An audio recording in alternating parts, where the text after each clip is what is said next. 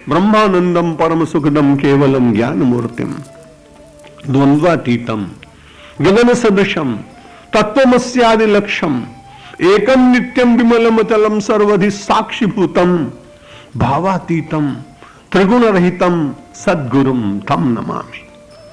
ये मानो सारे दया सिंधु गुरु के भीतर के लक्षण उस श्लोक में लिख दिए है दूसरे स्थान पर कि वो कैसा होता है। ब्रह्मानंदम, जगत में रहते हुए आनंद का स्रोत उसका कहां है? वो ब्रह्म में ही आनंद की प्रतीति करेगा, ब्रह्म में ही आनंद का उपभोग करने का यत्न करेगा, क्योंकि रसो वही सा, वही सबसे बड़ा रस है। रसक हेवाग्यम लब्ध्वा आनंदी भवति।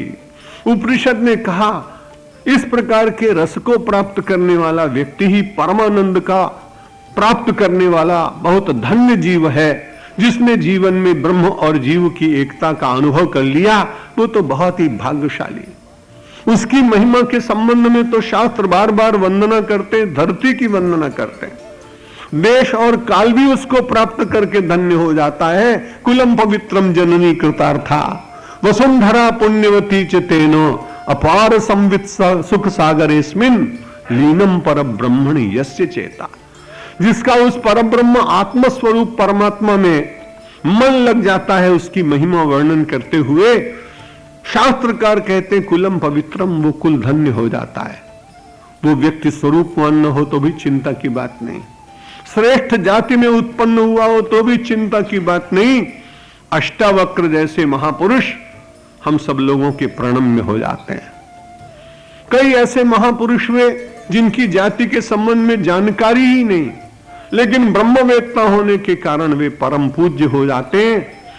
उनकी सुवास ऐसी फूल फैल जाती है क्योंकि उनके पास आनंद का फल होता है और उसका रस होता है, वैराग्य के पुष्प होते हैं। जैसा मैंने अभी निवेदन किया था कि दूसरे देश का व्यक्ति विचारक पॉल ब्रंटन यहां आने के बाद रमण महर्षि को अपने गुरु के रूप में स्वीकार करता है और उनके संबंध में बहुत कुछ लिखते हैं। वो दूसरी घटना इसी बंगाल से गए हुए क्रांतिकारी महापुरुष की। जब उनको एक्साइल मिल गया, एक्साइलमेंट हो गया, देश निकाला दे दिया गया, फ्रेंच रूल था इसलिए वो पांडिचेरी चले गए। वहां भी विदेश की एक माता जी आकर के उनके सारे कार्य का संचालन करती। उनके तिरोधान होने के बाद भी मां कितने वर्ष तक अपनी आध्यात्मिक ऊर्जा के कारण लोक पूज्य रही और समाज का संचालन भी किया। वेदांत वेत्ता व्यक्ति जगत के लिए अव्यावहारिक नहीं होता है। वो जितना व्यवस्थित काम कर सकता है संभवतः संसारी लोग उतना न कर पाए। इसका प्रत्यक्ष प्रमाण मां थी और उसके प्रत्यक्ष प्रमाण स्वयं आदि शंकराचार्य थे, जिन्होंने आत्मा का दर्शन करने के बाद कर्म की सीमा पर 32 वर्ष की आयु, कितनी छोटी आयु होती है, उसमें ग्रंथों का लेखन करना, स्तोत्रों की रचना करना, तीर्थ यात्रा करना, विरोधियों के साथ शास्त्रार्थ करते हुए द्वेष रहित होकर शास्त्रार्थ करके उनको पराजित करना, इतने बड़े देश का काम 32 वर्ष की छोटी सी आयु, संसार के मिथ्यात्व का बोध कराते हुए और संसार का श्रृंगार करने का कार्य यदि किसी महापुरुष ने किया तो इतिहास निश्चित रूप से भगवान शंकराचार्य का आभारी रहेगा।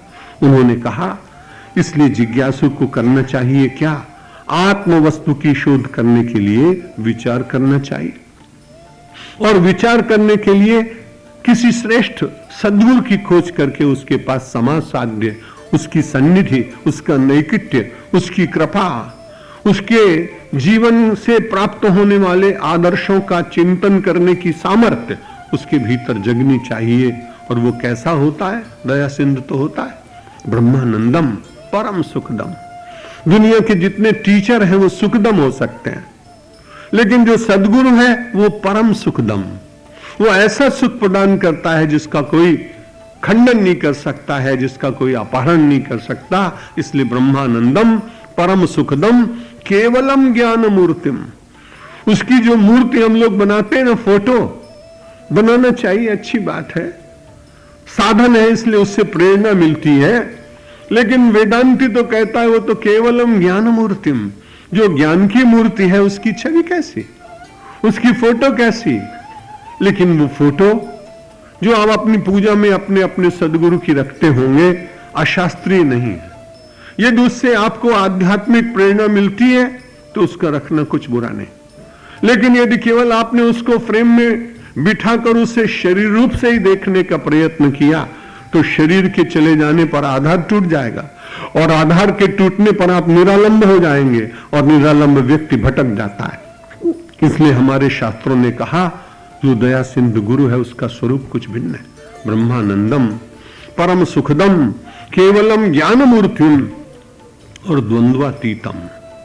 द्वंद्व तो संसार में किसके ऊपर नहीं आएंगे, शीत उष्ण आएगा, मान अपमान आएगा, जय पराजय आएगी, यश अपयश आएगा।